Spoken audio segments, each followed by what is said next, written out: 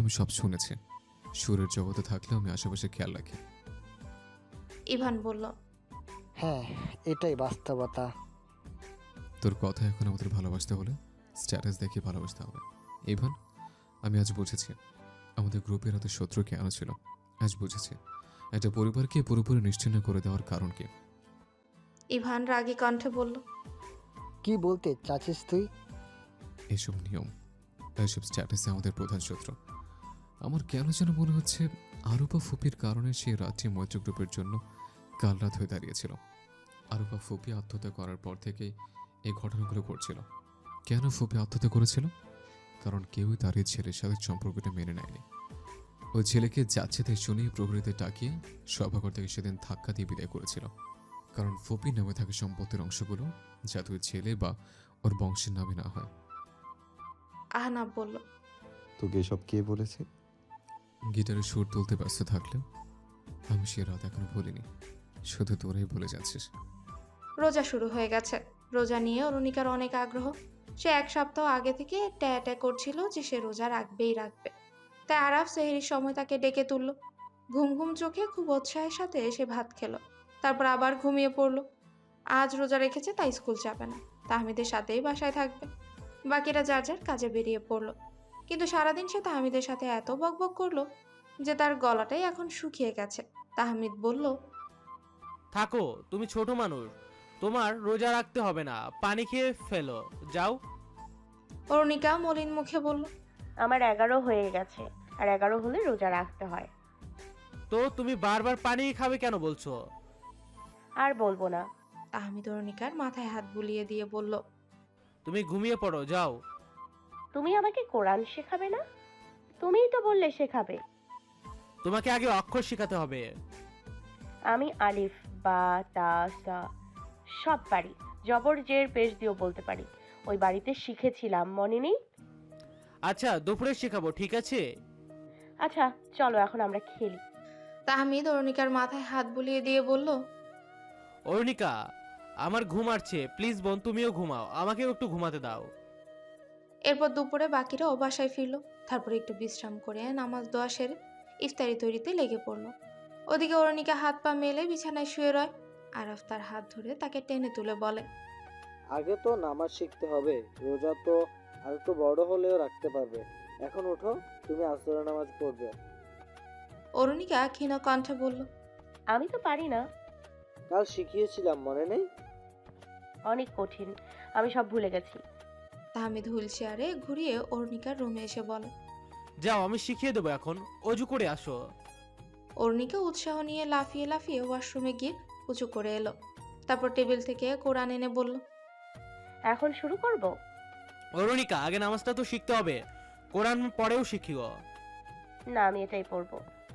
নামাজ শিখবে না? পরে শিখবো বললাম তো। তাহমিদ বিড়বিড় করে বলল। নিজে যা বুঝে তাই করবে। অরুণিকা ভ্রু কুচকে বলল, কি বললে তুমি? কিছু না। তাহমিদ নামাজে দরকার হবে সেই সূরাগুলোই বারবার অরুণিকাকে শেখাতে লাগলো।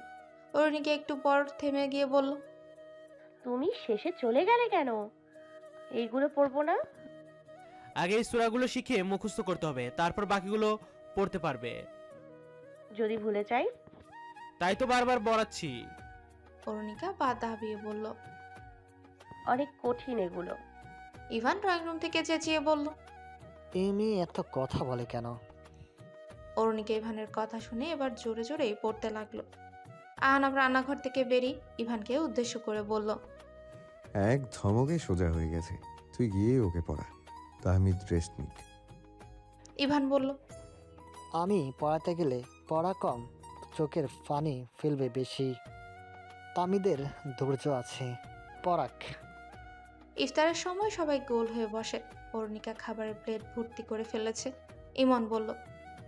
তুমি সব খেতে পারবে তো? অরুণিকা মুচকি হেসে বলল, হ্যাঁ, আমার অনেক ক্ষুধা লেগেছে, আমি সব খাবো। দেখবে তো, পুরো প্লেট যাতে খালি দেখি। আজান দেওয়ার পর সবাই ইফতারি শুরু করলো। অরুণিকা অল্প একটু ছোলা আর পেঁয়াজু খেয়ে এদিক ওদিক তাকাতে লাগলো। তারপর আস্তে করে 1 চামচ ছোলা আরাফের প্লেটে তুলে দিল। আরাফ ভ্রু কুচকে অরুণিকার দিকে তাকালো। অরুণিকা অন্যদিকে তাকিয়ে পেঁয়াজু খাওয়ার ভান করলো। ইভান রান্নাঘরে যেতেই সে কিছু পেঁয়াজু আর বেগুনি তার প্লেটে দিয়ে সবাইকে ইশারায় চুপ থাকতে বলল। ইমন বলল। কেউ একজন বলেছিল আমি সব খাবো। অরুণিকা মুখ ছোট করে বলল। না, আমি তো খেতামই, কিন্তু পরে ভাবলাম আমি এখনো ছোট, আমার তো এত শক্তি লাগবে না। তোমরা তো মোটা মোটা বই পড়ো, অনেক কাজ করো, তাই তোমাদের খাওয়াচ্ছি। আচ্ছা পণ্ডিত মশাই, এবার যা খেতে পারেন তা তো অন্তত খান। অরুণিকা পেটের উপর হাত রেখে বলল। আর একটু খেলে আমি ঠুস করে ফেটে যাবে। ইভান রান্নাঘর থেকে আসতে অরুণিকার মুখটা চুপসে গেল। সে আবারও চামচ হাতে নিয়ে ছোলাগুলোকে প্লেটের মধ্যে ঘোরাতে লাগে। আরাফ অরুণিকার জন্য আলাদা প্লেটে হালিম তুলে রাখে। তার হাত থেকে চামচ নিয়ে বলল। থাক, জোর করে খেতে হবে না, পরে খেও। আমি তোমার জন্য তুলে রেখেছি, যাও এখন রেস্ট করো। রোজা শুরু হওয়ার পর থেকে ইফতারির পর প্রতিদিন শতাব্দী বাসায় চলে আসে, আর 6 জনই অরুণিকাকে শতাব্দীর কাছে রেখে তারাবি পড়তে চলেছে। রোজা রেখে সকালে ক্লাস, বিকেলে কাজ, রাতে তারাবি পড়ার পর কারো শরীরে বিন্দুমাত্র শক্তি অবশিষ্ট থাকে না। এদিকে সায়ন্তনী দোকান বন্ধ রাখেনি, কারণ এটাই তার জীবিকার পথ। আর আরাফও প্রতিদিন দূর থেকে এসে সায়ন্তনীকে দেখে চলে যায়। দিন দিন সায়ন্তনী শুকিয়ে যাচ্ছে। আরাফের খুব ইচ্ছে করে তার পাশে বসে দুরন্ত কথা বলতে, কিন্তু কোনোভাবেই সাহস পায় না। কয়েকদিন পর তারাবি পড়ে বাসায় আসার পর সবাই বসার ঘরে এক জায়গায় বসে পড়ে। শতাব্দী চুল ঠিক করতে করতে বলল। আমি যাচ্ছি তাহলে। তুর্য বলল। একটু বসো। আজ এত তাড়াহুড়ো কেন করছো? মা ফোন করেছে, বলেছে বাসায় পিসিমা আসবেন। আসলে আসবে। না বাবা, তুমি বুঝো না এসব, এত রাতে বাইরে থেকে ফিরলে অনেক বকাবকি করবেন। এখানে এসেছো বলবে? শতাব্দী মুখ বাঁকিয়ে বলল। পিসিমা মা বাবার মতো এসব মানবে না গো, উল্টো মায়ের কান ভরবে। এমনিতেই স্কুল পাশ করার পর থেকে বিয়ে বিয়ে করে মাথা খেয়ে ফেলছে। আমার তো ছোট বোন আছে, আমার বিয়ে দিলেই তো তার বিয়ে দেবে। আর পিসিমার কাছে জগতের সব পুরুষের খোঁজ পাওয়া যাবে। ডাক্তারবাবু, ইঞ্জিনিয়ার মশাই, দারোগা বাবু, তুমি যেই পাত্র চাইবে একেবারে চুটকির মধ্যে খুঁজে এনে দেবে। তাও বাবা তোমাদের খুব ভালোবাসে, আর ছোট সখী তার চোখের মণি, তাই আমাকে এখানে আসতে দেয়। মাকে তো বাবাই রাজি করিয়েছিল। তাহমিদ বলল। তোমার বিয়ে দিয়ে দিবে নাকি? দিয়ে দেবে বললে তো দেওয়া যায় না, আমি মানলেই তো হবে, কিন্তু সোজা সাপটা চলাফেরা করলেই তো আমার কথার মান থাকবে নাকি? দেরি করে বাসায় ফিরলে তাড়াতাড়ি ভাগিয়ে দেবে। তুর্য হেসে বলল। মিষ্টি মশাই, তুমি একটু শক্ত হয়ে বসো। আমি শতাব্দীকে তাড়াতাড়ি বাসায় দিয়ে আসি, নয়তো তুমি হুইলচেয়ার ছাড়ার আগেই সে শ্বশুর বাড়ি চলে যাবে। তাহমিদ রাগী দৃষ্টিতে তুর্যের দিকে তাকালো। তুর্য চোখ মেরে বলে। আরে বসে বসে কি বিয়ের আনন্দ পাবে তাই বলছে? তুমিও না উল্টোটাই বোঝো। শতাব্দী লাজুক হেসে তাহমিদের দিকে তাকালো। তাহমিদ হুইলচেয়ারটা উল্টো দিকে ঘুরিয়ে নিল। পরের দিন সেহরি করে ঘুম থেকে উঠতে উঠতে সবার দুপুর হয়ে গেছে। আরাফ বিছানা থেকে মাথা তুলে অরুণিকার রুমের দিকে তাকালো। দেখলো অরুণিকা বিছানায় নেই। আরাফের বেড থেকে সরাসরি অরুণিকার বিছানাটা দেখা যায়। রাতে অরুণিকাকে ঘুম পাড়িয়ে সে ড্রয়িং রুমে চলে আসে। তারপর করিডোরের বাতিটা জ্বালিয়ে দেয়, যাতে মাঝরাতে ঘুম ভাঙলে অরুণিকা ভয় না পায়। তবে যদি অরুণিকার ঘুম ভাঙে, সে সুসুর করে ড্রয়িং রুমে এসে বসে থাকবে। কখনো কখনো আরাফ আর ইভানের বেডের মাঝখানে যে খালি জায়গা থাকে সেখানেই শুয়ে পড়বে। আর আরাফও ইভান মেঝেতে আলাদা বিছানা করে ঘুমোয়।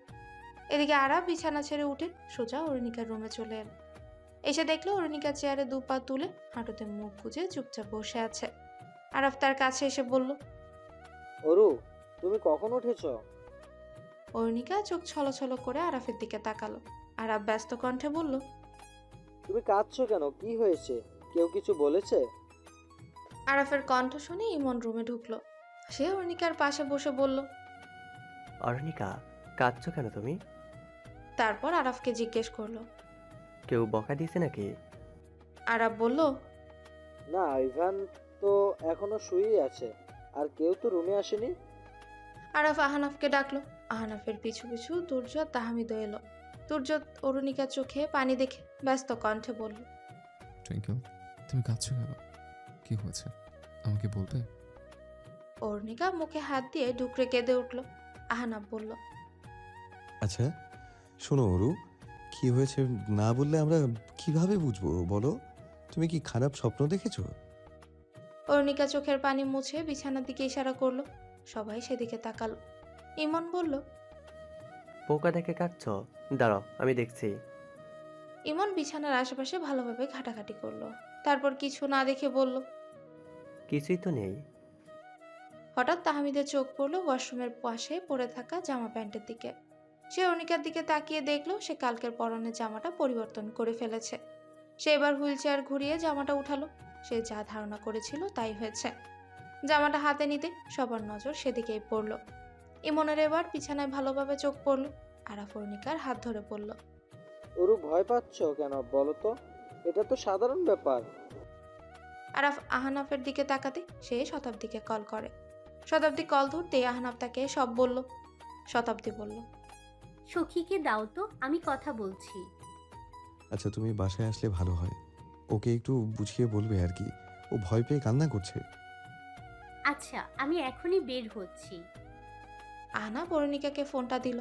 অরুণিকা ফোন কানের কাছে আনতে শতাব্দী বলল, সখী, তুমি কান্না করছো কেন বলো তো? তুমি একদম কাঁদবে না, আমি আসছি, দাঁড়াও। অরুণিকা কাঁপা কাঁপা কণ্ঠে বলে। আমি কি মারা যাব? অরুণিকার কথা শুনে সবাই রাগে দৃষ্টিতে তার দিকে তাকালো। শতাব্দী বলল, ধুর বোকা, এটা তো মেয়েদের জন্য স্বাভাবিক ব্যাপার। তুমি মরে যাওয়ার কথা বলো না সখী। তোমার কিছু হলে তোমার পুরুষের কি হবে বলো তো দেখি। অরুণিকা সবার দিকে একবার একবার তাকালো। ফোন রেখে দেওয়ার পর তাহমিদ বলল, যাও ভালো মতো ফ্রেশ হয়ে আসো, কান্নাকাটি বন্ধ করো। এদিকে ইভান সব শুনে দোকানে গিয়ে প্রয়োজনীয় জিনিসপত্র কিনে নিয়ে এলো। 20 মিনিটের মধ্যে শতাব্দীও বাসায় এলো। বাসায় এসে অরুণিকাকে সব বুঝিয়ে বলল। নিজে বসে অরুণিকার সব কাপড় আর বেডশিট ধুয়ে দিল। শতাব্দীর এমন কাজে আরাপ বলল। তুমি এসব করতে গেলে কেন? শতাব্দী বলল, ও আমার বোনের মতো, তাই আমি ধুয়ে দিয়েছি। আর তোমরা রোজা রেখেছো, অরুণিকা তো এখনো ছোট, ভাবছি আমাদের বাড়িতে কাজ করে, ওনাকে এখানে পাঠিয়ে দেব। রোজা রেখে তোমরা এত কাজ কিভাবে করবে বলো? কাজের বুয়া রাখার মতো টাকা এখন আমাদের হাতে নেই। আমরাই পারবো, বাড়তি খরচ করতে চাচ্ছি না। আচ্ছা, আর আমি অরুণিকাকে সব বুঝিয়ে বলেছি, তোমরা চিন্তা করো না। থ্যাংক ইউ শতাব্দী, তুমি অনেক ভালো একটা মেয়ে। কলকাতায় এসে তোমার মতো একটা মেয়ের সাথে আমাদের দেখা হয়েছে, এটা আমাদের সৌভাগ্য। তুমি না থাকলে কি হতো জানি না। তুমি আমাদের অনেক উপকার করেছো, সব সময় পাশে থেকেছো। বিপদে বন্ধুই তো কাজে আসে, আর আমি কি আমার সখী আর সখাদের জন্য এতটুকু করতে পারবো না? অরুণিকার জন্য রুমের দেয়ালে বড় একটা আয়না লাগিয়েছে আহনাফ। অরুণিকা তা দেখেই খুশিতে আহনাফ বাসায় যে আয়নাগুলো আছে ওগুলোতে নিজেকে দেখার জন্য অরুণিকার টুল টেবিল টেনে আনতে হয়। এখন সে নিচে দাঁড়িয়েও নিজেকে দেখতে পারবে। সকালে অরুণিকা ঘুম থেকে উঠে আয়নার সামনে বিভিন্ন ভঙ্গিতে দাঁড়িয়ে নিজেকে দেখছে। গোসল করার আগে কি জামা পরবে তাও গায়ের সাথে লাগিয়ে দেখেছে। বিকেলে আয়নার সামনে বসে বসে সাজগোজ করে নিজের গাল নিজেই টানছে। আহনাফ দরজায় হেলান দিয়ে বলে, কি করছো তুমি? অর্ণিকা তার মেকআপের জিনিসপত্রগুলো একপাশে রেখে আহনাফের পকেট ঘাঁটতে লাগলো। আহনাফ কয়েক পা পিছিয়ে বলল। কি করছো হ্যাঁ? অর্ণিকা হাত এগিয়ে দিয়ে বলে। ফোন দাও তো। তুমি ফোন দিয়ে কি করবে? অর্ণিকা কোমরে হাত দিয়ে বলল। ফোন দিয়ে কি করে বলো দেখি। আহনাফ কপালে ভাঁজ ফেলে অর্ণিকার দিকে তাকালো। অর্ণিকা বলে, আরে ছবি ওঠায় আর কি, আমিও ছবি উঠাবো। আহনাফ অবাক কণ্ঠে বলল, ছবি? তুমি ছবি উঠাতে পারো? জানো, আমার বান্ধবীরা ছবি উঠিয়ে ফেসবুকে দেয়। তুর্য রুমে ঢুকে শেষ কথাটা শুনে বলে ওঠে।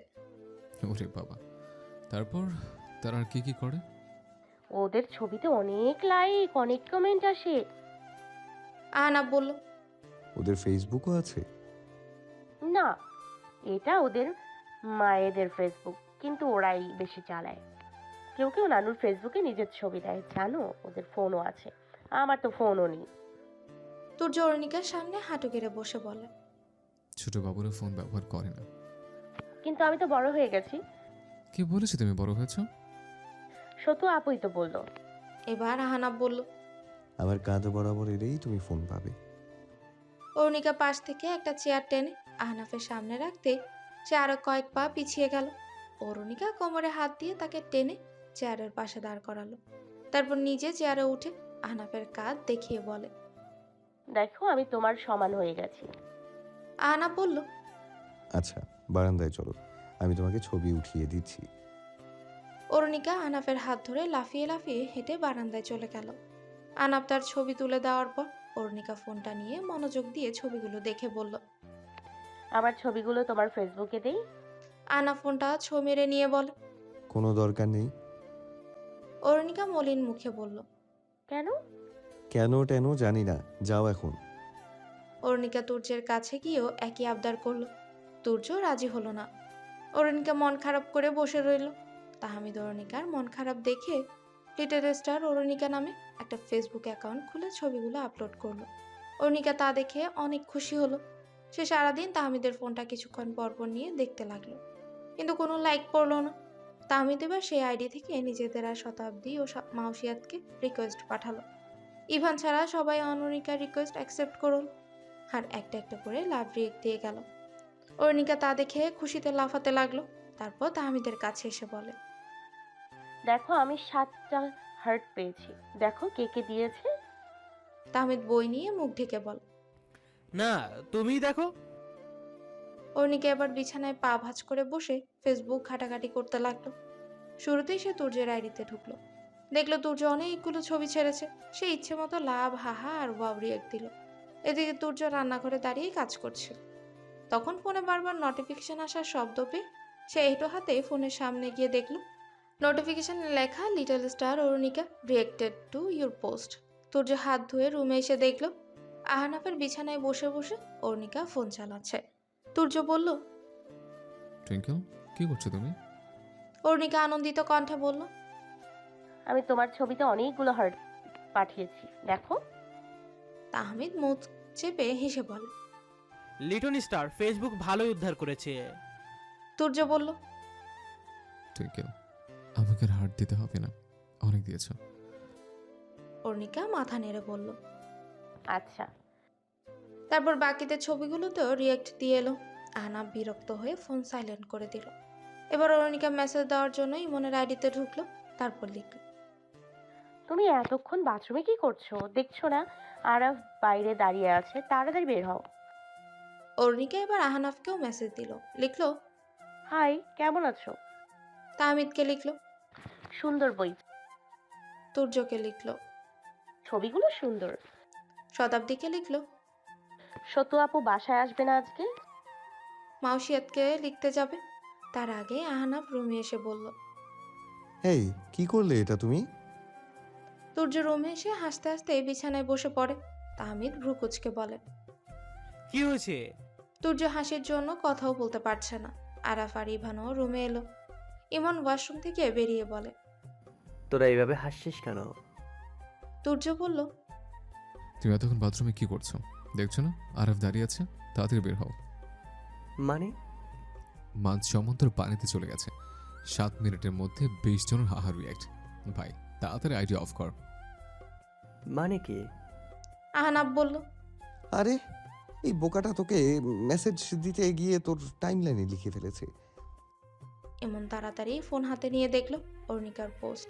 ইমন ছো মেরে অরুণিকার হাত থেকে ফোনটা নিয়ে তাড়াতাড়ি ডিলিট করে দিল। অরুণিকা ফেল ফেল করে ইমনের দিকে তাকিয়ে রয়। আহনাফ বলল, বাকিগুলো ডিলিট কর। ইমন রাগী কণ্ঠে বলল, তোরা দে, আমি পারবো না। সকালটাই খারাপ করে দিয়েছে। সবাই কি ভাববে এখন? মাউসিয়া তো দেখে ফেলেছে। তাহমিদ এবার ফোন হাতে নিয়ে বাকিগুলো ডিলিট করে দিল। তারপর বলল, এভাবে মেসেজ দেয় না অরুণিকা। তারপর অরুণিকাকে দেখিয়ে দিল কিভাবে মেসেজ পাঠাতে হয়। অরুণিকা ইমনকে বলল, সরি, আমি তো জানতাম না। কয়েকদিন পর সন্ধ্যায় মাউসিয়াত ফেসবুকে ঢুকে চমকে উঠল। সে স্তব্ধ হয়ে কিছুক্ষণ বসে থেকে ইমনকে ফোন করলো। এদিকে ইমন মাউসিয়াতের কল দেখে খুশিতে আটখানা হয়ে রিসিভ করে বলে, কি অবস্থা, কেমন আছো? মাউসিয়াত গম্ভীর মুখে বলে, আমি নতুন সম্পর্কে চলে গেছি। ইমন ফোন কান থেকে নামিয়ে দেখলো মাউসিয়াতেরই নাম্বার। সে আবারও কানের কাছে এনে বলে, কি বলছো তুমি মাউসিয়া?